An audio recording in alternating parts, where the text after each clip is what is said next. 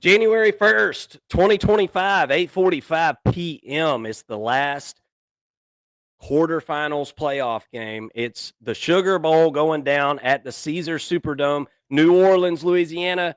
Notre Dame Fighting Irish against those Georgia Bulldogs. Georgia is now a 2-point favorite. This line has kind of flip-flopped. It started off there for about 5 seconds. Notre Dame was a couple of point, maybe 1.5, I guess, favorite in this one for right after Notre Dame beat Indiana. That line moved really, really quick. Now it's on the side of UGA. Over-under is set at 44.5. So the lowest of all of the playoff games that we've looked at so far, and we have previewed them all. So if you're watching this clip later, go check out the rest of the previews for these college football playoff games. They've been a lot of fun to break down with you guys. Look, Mason, I think this one obviously comes down to a couple of things, and it's really the same for both teams. What's going down with these run games, man? Notre Dame has been one of the most consistent run games in the country, if not the most consistent. That's what they do. That's what this offense is. They run the football, and they've got a three-headed monster. And I'd be willing to say even some of the backup running backs are pretty daggone good too, man. I mean, they really are. This is a running-oriented offense that hits a lot of short passes, right, and tries to keep the defense spread out by spreading the team 52 yards wide. Not a ton of downfield passing. You've got a couple of threats with Faison, being one of them, the lacrosse player. He's fast as all get out, and so he is a threat to run past you. So you got to be careful of that. But this has just been a really, really good rushing attack for Notre Dame. Defensively for Notre Dame, it's been a great season, and look, it's very, very sound. This defense for Notre Dame has been sound. It continues to be sound. It's going to be sound. They don't play. They tackle well. They defend the pass well. They defend the run well. There's not really anything that they don't do well defensively. They've been really, really good. Some would say that the offenses that Notre Dame has faced this season maybe hasn't been that of elite caliber at all times. Say what you will. Everybody's got something to say about who's played who and who have they played and all this. Notre Dame's a good defense. It doesn't matter the fact that they haven't played the 5 of the top 10 offenses in the country this year, which they haven't. They're still a good defense. There's no doubt in my mind about that. Let's flip over to Georgia, and we'll talk about Georgia for a minute. The prerequisites, I think, in my mind for this game are the same for Georgia as they are for Notre Dame. You got to be able to run the football, but Georgia's at a different chapter in their season. And Georgia almost kind of flipped back a few chapters whenever Carson Beck went down with that injury going into halftime against Texas. And what I mean by that is this Georgia offense was constructed specifically for Carson Beck throughout this whole season. It was built around the fact that you had a NFL prototype style quarterback, big, tall, rocket arm, can move a little bit, but he's a pocket passer. There's, little doubt about that. But he's a pocket passer. Georgia's offense was catered to that fact, even though, and kind of flying in the face of the fact that this is not a strong wide receiver unit for Georgia as far as, we all know the drop. Everybody talks, that's everybody's favorite thing to talk about right now is the Georgia's wide receivers and them dropping passes. They're number 1 in the country this year in drop passes, and that is true. They've also passed the ball a ton. So you got to kind of take a grain of salt with all that. It's not been good, but it's also got a little bit to do with the fact that Georgia's thrown the ball a ton this year, about 60% of the time. I think all of that's about to change. You bring in a guy like Gunnar Stockton, and let's talk about Gunnar for a minute. Now, let's answer the question that I think a ton of people are asking in the country right now. Who is Gunnar Stockton?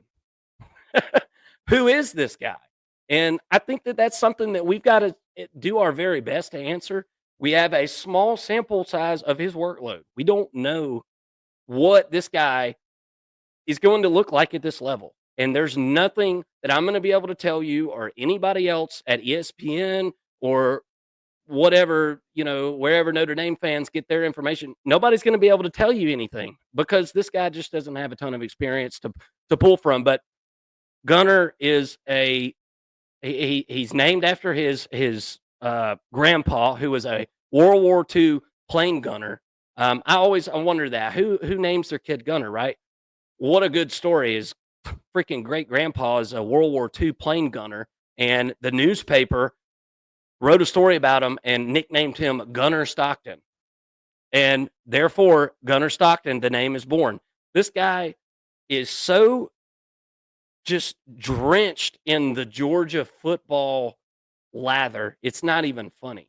His family ties go so deep with the Bobos and the Smarts out there, up there in Rabun County in the northeastern part of the state, in the hills of Rabun County. He's from a town of a population of 316 people, very small up there, but they've got a good football program. There's been some other Georgia greats. Charlie Warner, that's his hometown there. But this guy in high school broke Trevor Lawrence's touchdown record, all-time record in the state of Georgia, right? Now, Trevor Lawrence, I think he was pretty good in college. Deshaun Watson, he broke all of his yardage records for the state of Georgia. So, and he won a ton of games. Just at Rabun County just has won a ton of games. I think I remember seeing 45-6. Maybe that was the record while he was there. Something or another like that. It was a record worth hanging your hat on, certainly. This guy is Stetson Bennett with a stronger arm and more of a power runner than a finesse runner, right? I'm just trying to draw some comparisons, and I know that not everything matches up there, but um, he's Jake Fromm's attitude with Stetson Bennett's play style with a stronger arm and a bigger body than Stetson Bennett, right? That's kind of what I'm gathering from this situation because he's about 6'3", definitely more of a physical runner, certainly has a stronger arm than Stetson. It for the most of Stetson's career, anyways. Stetson's senior year, it seemed like his arm kind of took it up a notch, but um, this guy has got all of the accolades in high school that you would want, man. So, what does it translate to at this level? We'll see. We're going to have to wait and see. We don't know. If Georgia gets in a situation where he has to throw it for them to win, I don't know what's going to happen. Nobody does from play to play. And so we're all going to learn about it together. Um, you can't ask for a better setup for a kid. I mean, this guy was working with Mike Bobo, who's the current offensive coordinator, right? He was working with his dad at 6 years old. Like, this guy has been training for this Georgia football position his whole life, and he had offers to Alabama, Penn State, um, just all over, LSU, you name it. He had offers to go there. But it was never a question he was gonna be the Georgia quarterback if he had the opportunity, and he's waited his turn for this moment. We saw him come in the second half of the Texas game and led the team down the field and scored a touchdown. And by the way, it sure did seem like the team gravitated towards him. I'm just gonna I mean, it seemed like everybody felt like they knew that they needed to step up to help this kid out, and I felt like everybody did. When he came in there, everybody was catching the ball. Everybody was where they needed to be at the right time, getting a toe down, flying out of bounds. I mean, there was plays being made by other players, and so I'm interested to see. Do you see that effect again? When Carson Beck's in there, I feel like our offense is way too relaxed. They're like, well, Carson's got it. No, everybody's got to play their role, and we'll see if other leaders can step up on this offense because that's what's going to be necessary here. Um, I fully anticipate that Georgia runs the football with the quarterback. I think you're going to see a lot of read option stuff. I think there's going to be some wrinkles installed here that we haven't seen all year out of this Georgia offense, and I think that presents a problem for Notre Dame, Mason. How do you scheme against something you haven't seen, right? So and we haven't, by the way, we haven't seen Georgia have a running quarterback since when? DJ Shockley? I mean, Stetson could run, don't get me wrong, but I'm talking about somebody that we're relying on the quarterback to be a centric part of the run game, play in and play out. Haven't seen that since DJ Shockley. So there's really no film to go look at and say, all right, well, here's what Mike Bobo did whenever he had a running quarterback at Georgia. We don't have a blueprint for that. So he's inexperienced. He's got all the tools in his tool belt. Can he limit the young quarterback mistakes? Because we all know he's going to make them at some point, right? And what does this Georgia offense morph into with him at the quarterback position and running the football? Georgia seemed to get healthier at the running back position over the last couple of weeks. And they ran the ball better against Texas than what I've seen them run the ball in a while. Does that translate over? Georgia's going to need every ounce of that run game they can get, and they're going to need to hope that Gunner is able to hit a play or two and back that defense for Notre Dame up. It's going to be tough sledding, really good defense here. What are your thoughts on this one? Yeah, obviously the story of this game is Gunnar Stockton, right? You can't escape talking. You can't talk about this game and escape talking about the Gunnar Stockton story here. Some Georgia fans think he's better than Carson Beck. People want to point at specifically the Texas game and say, "Well, we were losing when Carson was playing, and we won when Gunnar Stockton came in." Um, Maybe he is better than Carson Beck, but I have reason to believe that if he was better than Carson Beck, he would have been playing all season. Carson Beck probably would have taken off for the NFL after last season. I don't believe that to be the case. I think he adds a different element to the Georgia offense and provided a spark. I think he's a lovable guy that um, that the players really gather around and boost up and things like that. I heard a reporter talking about Gunnar Stockton, and he said, I was at the Elite 11, and Gunnar was there, and he went around and asked all the receivers, all the players at this camp, so who's been the best quarterback you've been around so far, and every single one of them said Gunnar Stockton. There's something about him for a quiet guy. He's not super eccentric. He kind of keeps to himself and all that. There's a certain um, magnitude that he brings, a certain aura, I guess, that he has that people like to play for him. And I think in that case, I mean, he could be a better quarterback. Maybe he has the intangibles a little bit better, but make no doubt about it, the Georgia offense is reshaping itself right now, trying to fit Gunnar Stockton's play. When Gunnar came in to play against Texas, Georgia had the Carson Beck playbook, right? And they handed him the playbook and said, "Go run Carson Beck's offense," right? And Mike Bobo had to do a good job of cherry picking a few plays, which was a lot of quarterback draw in that second half, out of the Carson Beck playbook to fit Gunnar Stockton's game without disrupting the rest of the offense, because that was what they installed for the week going into the Texas game. They can't just hit delete and then reinstall at halftime. They need time to do that. So honestly, with Carson being hurt when he did, it was probably the best time that he could have possibly been hurt.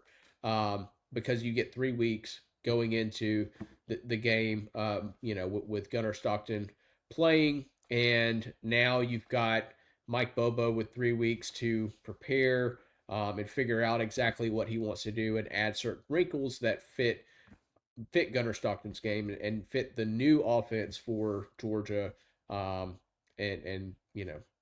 allow them to have the best chances at success. On top of Gunnar Stockton playing quarterback, him being a better runner than Carson, the best running quarterback on the team, presumably.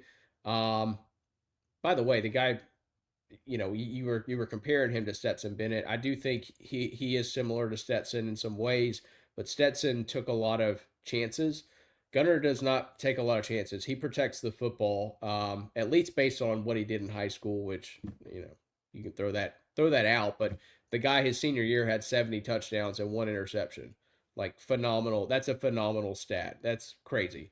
I think 15 of those were on the ground, but even passing 55 touchdowns through the air, one interception. He protects the football very well. But he's obviously a strong runner. You're gonna have to account for his legs as a defense if you're Notre Dame, but also Georgia's running back room has been banged up all year long, and now those guys get 3 weeks to get healthy. Both the Robinson brothers are going to be healthier than they've been all year. Trevor Etienne, he played against Texas. He's going to get healthier, get the rib healthy. Nate Fraser's been healthy. He's been the most consistent back. But now, a guy who came in the summer of 2023 gets another 3 weeks to get better as a true freshman. I think that still matters in his experience. Being a young guy, maybe he learned not to drop the football as he's carrying because he's been doing that quite a bit. But my point is the run game for Georgia should be better, right? It was going to be better regardless because Gunnar Stockton's your quarterback. But you couple that with the fact that Tate Ratledge as well on the offensive line is going to be healthier.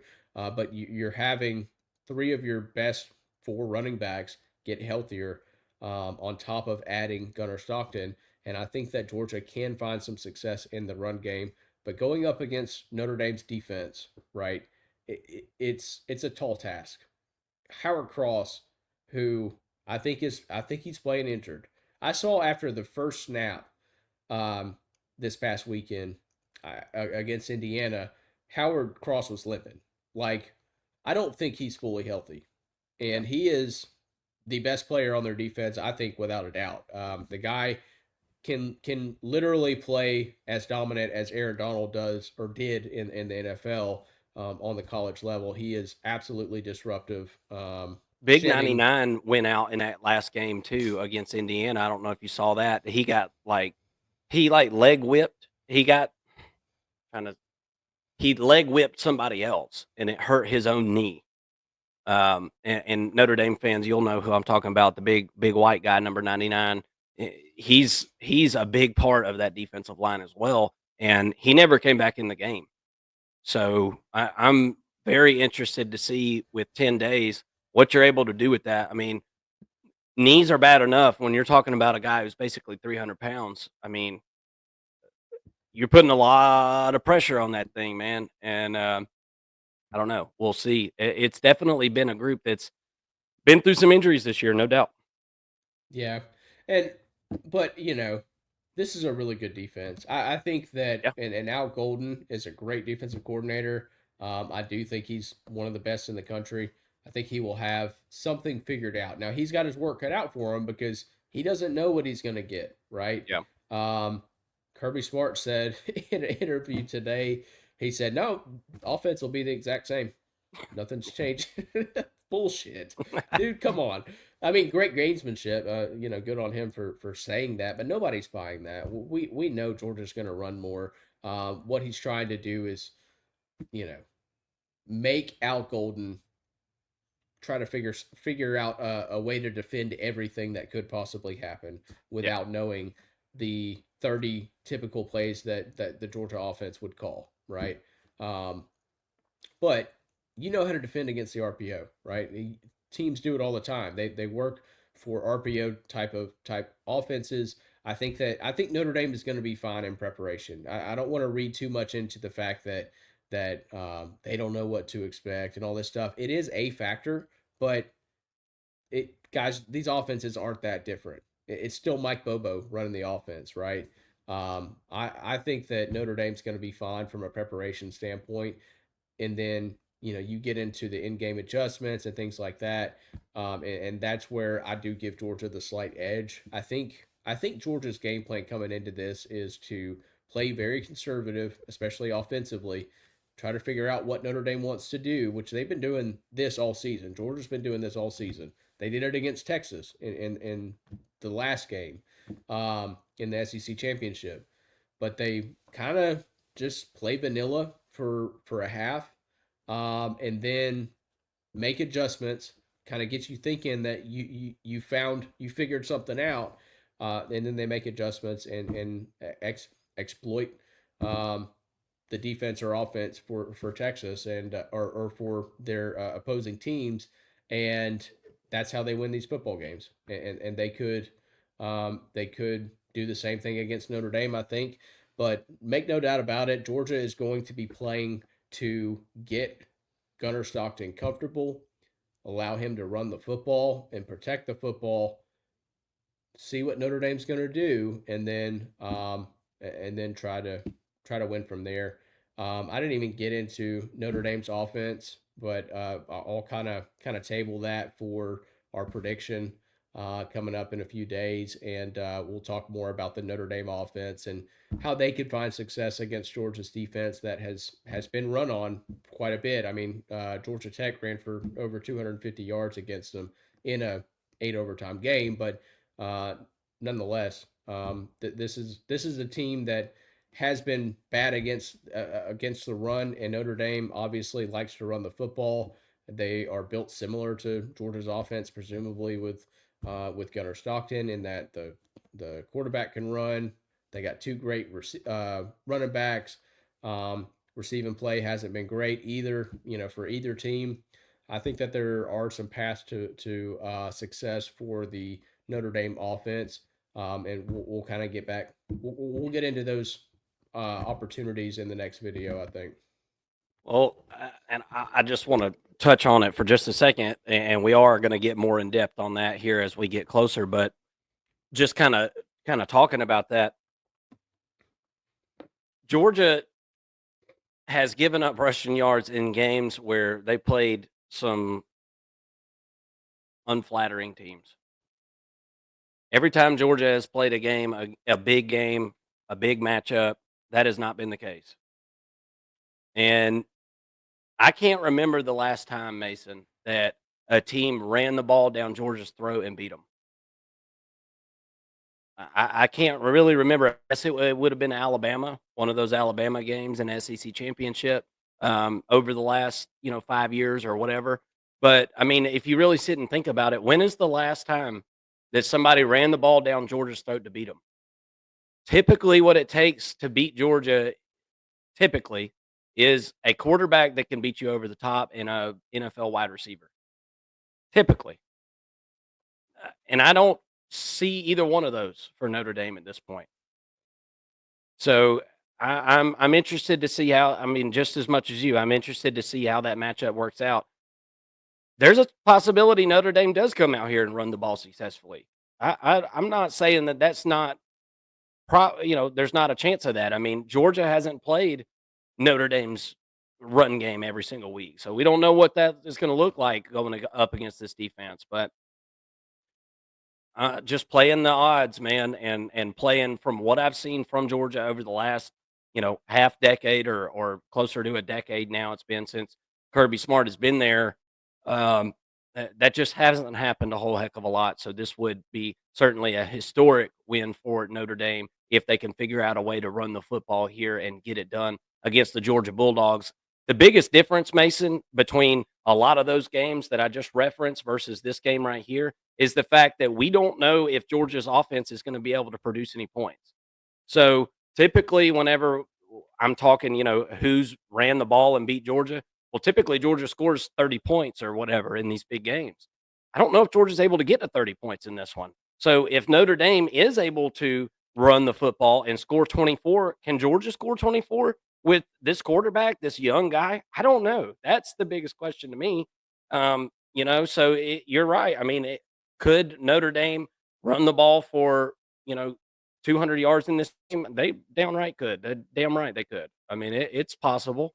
I've seen crazier things happen, but just over the years, that hasn't been the case against this Georgia Bulldog defense and these Kirby Smart teams. And so it's definitely an intriguing matchup. Both teams are looking to do the same thing in this matchup. So who is going to be able to dominate on the lines of scrimmage, I think is going to go a long way in giving us a winner in this one. I think it's going to be a close game, as the Vegas line indicates here. Best of luck to all you Notre Dame Fighting Irish fans out there. Let us know what you think is going down in this one. And if you haven't hit the subscribe button, maybe you're a Georgia fan and you just found this video, come join us. We are a couple of Georgia fans ourselves, but this isn't a Georgia podcast. This is First and Long, and we talk all Power Four and beyond college football. So we'd love to have you come and join us and join our awesome community here. Thank you so much for watching.